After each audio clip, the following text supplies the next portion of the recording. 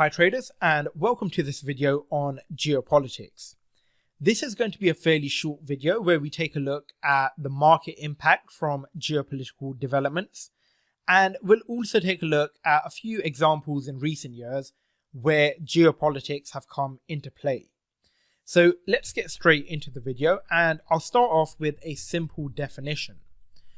Geopolitics is the study of the effects of the Earth's geography on politics and international relations. So, if you have a political development in one country, how can it impact other countries and why does it impact other countries? And to answer the why, it's because we live in a world of globalization. We do a lot more trade with other countries now than we have ever done in the past. And that means if there is some sort of political development in that country, it can have a knock-on effect on the rest of the world. Now, sometimes these effects can be a lot more direct. At other times, they could be more indirect. And the reason why geopolitics matter so much for the markets is because if something changes on the geopolitical front, it can drastically change the economic outlook. Now, I'm going to use a bit of an extreme example here. Imagine out of nowhere a world war kicked off overnight. So all of a sudden, you're then looking from a global economy that's moving along very nicely. It's moving at a steady pace. And if a world war then kicks off, the global economy is going to collapse. We're going to see a major global recession. Now go back to the very first video of this section. And we said that in fundamental analysis, everything revolves around how does this change what the central bank is going to do with monetary policy. That's the question we're always asking. So in this scenario, if a world war kicks off, the economic outlook drastically changes, and you're then asking, okay, what does this mean for the central bank? It means they need to put a lot of stimulus into the economy. They need to do whatever they can to stimulate the economy as much as possible to limit the impact from the war. So that is why geopolitics are so important for the markets. Another impact that geopolitical developments can have is the supply of key commodities can be impacted when tensions rise. And we'll look at this in a couple of the examples that we go through in a moment. Now, along with commodities, the supply of raw materials can also be impacted. So the overall impact of that is that prices start to rise, things become more expensive, inflation goes high, and people struggle to afford their day-to-day essentials. And as a result, because of the drastic change that geopolitical developments can bring, it usually results in increased market volatility. Now, we'll take a look at some examples to get a better understanding of what these geopolitical developments might be. Now, unfortunately, a lot of these examples revolve around the time when President Trump came into power. But there were quite a few developments which did have a global impact. One of the main ones was the US-China trade war. So President Trump at that time wasn't happy with the relations that the US had with China, because he felt that the US is giving a lot of business to China because a lot of companies in the US are they're outsourcing their manufacturing to China. So it's giving China a lot of business, but China weren't really importing that much from the United States. So he wanted a bit more of a balanced relationship there. And to try and get this more balanced relationship, he decided to impose sanctions on Chinese imports. So basically, businesses who are outsourcing to China, they would now have to pay more to outsource to China, because once China produced whatever the good was, for the business to then bring that into the United States, there was a higher import tax. And this meant that a lot of US businesses either decided to start manufacturing in-house, so within the United States, or they looked at other countries such as South Korea or India, or any other country that could do the job they needed for a cheaper price. Now, the way that this impacted the rest of the markets is, firstly, the US and China, these are two of the biggest economies in the world. So them being in a trade war is not a good thing for anyone because it can weaken the rest of the markets. The US import a lot of goods and services from other countries, and so do China. Now, in this trade war, as we've just gone through, it becomes more expensive for US businesses to import from China. So they've got to look elsewhere. But chances are that that transition is going to cost some money and it's going to be more expensive for businesses, even if they look for the cheapest available option. Likewise, for China, it became more expensive for them to import goods from the US because they also imposed some sanctions. But more than that, they were losing that US business because of the sanctions that the US government had imposed. So you've then basically got both economies seeing some downside effects and weakening. Now, if both of these economies are weakening, then it is going to weaken the rest of the world economy because, as we said, these are the two biggest economies in the world. So if the US has less money to import from other countries, or if China has less money to import from other countries, it means that other countries are going to lose the demand they are getting from either the United States or China.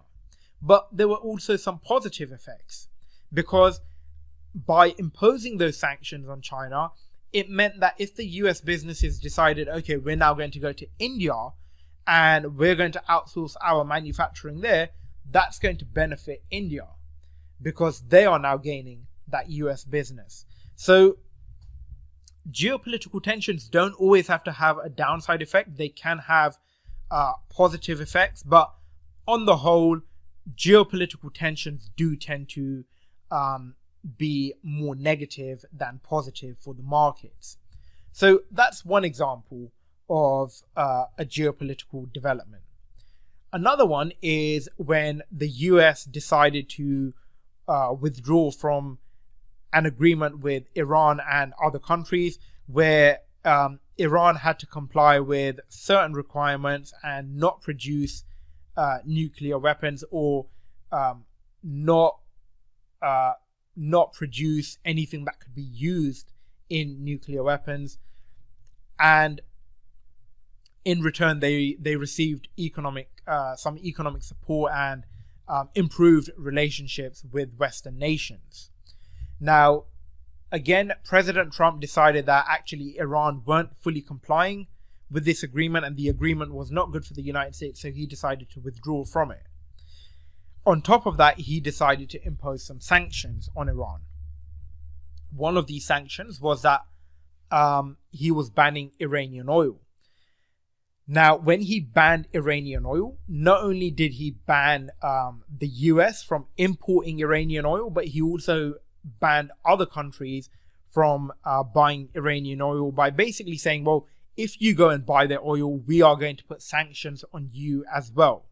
And given how big of a country and an economy the US is, other countries, as you might expect, don't really want to mess around and they don't want to get involved in this sort of scenario. So by doing that, that reduced the supply of oil because even though Iran were producing oil, if nobody could buy them, you've effectively removed that supply from the market. So this pushed oil prices to the upside. Now, oil is used every single day. Whether you're using it for your car as fuel or for an aircraft as fuel, or whether it's just used as energy to run many of your machines or just for heating, whatever it may be, oil gets used every day. So if oil becomes more expensive, it means that the cost of operating for most businesses becomes expensive as well. And if it becomes too expensive, they need to pass on these costs to the consumer. So this pushes prices to the upside. So this was one where it had a fairly significant impact for the entire world. The third example is President Trump threatening to pull out of the NAFTA agreement, which was a free trade agreement between the US, Mexico, and Canada. Now, once again, Trump felt like this deal wasn't good for the United States, and he threatened to pull out of it unless the other two countries agreed to negotiate better terms that would be more favorable for the United States. Now, this was something that was more limited to just those three countries involved there. But it had a bit more of an impact on Mexico compared to Canada, because Mexico, relative to the US and Canada, is a poorer nation, and they're relying on their trade with the United States a lot more compared to Canada. But if Trump did withdraw from that agreement, it would mean that if you want to import something from the United States, you'd have to pay for it. And likewise, if you are in the US and you're importing anything from Canada or Mexico, you would have to pay for that. And that doesn't help someone like Mexico if they are exporting a lot to the United States, because if it's now becoming more expensive for businesses in the US to import from Mexico, they are going to look for alternatives. They are going to look elsewhere. And that would mean that Mexico loses this business and this revenue coming from the United States. The next example is a very recent one in 2022, where we had Russia invading Ukraine. So Russia invaded Ukraine, and this had some direct and indirect consequences for the rest of the world. Firstly, a lot of key commodities like wheat come from Ukraine. Ukraine is also the main supplier of sunflower oil for the rest of the world. And these commodities were impacted by this invasion. So we saw a rise in the price of those commodities, which are used for food. So these are essentials. And we've seen the prices of food going up around the world. As a result of the invasion, we saw a lot of countries, especially the European countries and the United States, imposing some significant sanctions on Russia, including on Russian energy. Now, Europe relies quite heavily on Russian energy. And what has happened as a result is Russian energy, Russia has threatened to reduce their supply or remove their supply of energy to Europe.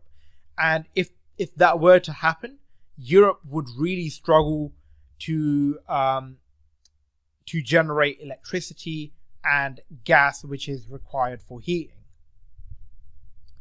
So in this scenario, this is where you can see that when you get geopolitical tensions, quite often they are going to have a greater impact on the countries nearby rather than the countries further away. And this is because, going back to the fact that we are in a world of globalization, naturally you're going to want to have better relations and better trade agreements with the countries closest to you, because in terms of delivery, you're going to get delivery quickest from the countries nearby compared to those further away, so it's just more efficient. Now, for years, Europe has relied on Russia for the supply of natural gas. And in this situation, that supply was threatened. And even if Europe can secure the supply from elsewhere, it's going to again be more expensive just to make the transition. But also the cost of buying from elsewhere could be more expensive in general. So this was another development which had a direct and an indirect impact. The indirect was the sanctions, The direct was because they invaded Ukraine, certain commodities which were coming from Ukraine, the supply of those was basically stopped. Another recent example of a geopolitical development is Brexit, a very famous one. The UK decided to withdraw from their EU membership. Now, this has an impact because it's mostly related to just the EU and the UK, but with the UK withdrawing, it means that the free trade agreement that you basically had within the EU and with the UK, it basically goes away.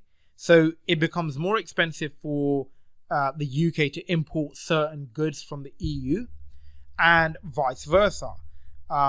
That means that some European businesses lose the UK market or lose some of their share of the UK market because the UK won't be importing as much from Europe. And also businesses in the UK that export to Europe, they are going to lose some of that business as well. And we don't know the full effect of Brexit at the moment, but most economists think that it will have a fairly negative impact on the UK economy, although there is a lot of uncertainty there as well. So we will never know the true effect of Brexit until maybe 15, 20 years down the line, until we see how the UK economy decides to sort of reshape itself to try and thrive outside of the EU. And the final example we've got is tensions between China, Taiwan, and Hong Kong. Now, these tensions didn't have as much of an impact on the rest of the world, but there was a threat that if China decided to, especially with Taiwan, if they decided to invade Taiwan, or in Hong Kong, which was quite independent from China, and they have essentially lost their independence now, but there was a threat that other countries may get involved. Now, again, like we said with the US and China trade war, because of how big China is and how big of an economy it is, and given that it's basically a superpower, if other countries got involved and China decided to retaliate, you could be looking at something similar to a world war. It may not be a physical war, but if you had some sort of economic war like we had with the trade war, that would not be good for the rest of the world. So sometimes you can get situations where there are tensions building and there is a threat and the markets will start to look at it and react to it, but it may never materialize into the worst case scenario. But the way the markets tend to look at things initially is they will always think about the worst case scenario. But when it then turns out that, okay, things haven't gotten quite as bad as we thought, the markets will generally pare back a lot of those moves and the volatility will die down. So these are just a few examples of geopolitical developments. And along your trading career path, as time goes on, you'll see more of these scenarios. And this is one where you will learn much more with experience, because each situation is very unique and different from others. So the market reaction is always going to be a little bit different. And that's why experience here is really the best way you can learn about the impact of geopolitics on the markets. That brings us to the end of this video. Thank you guys for watching and see you again in the next video.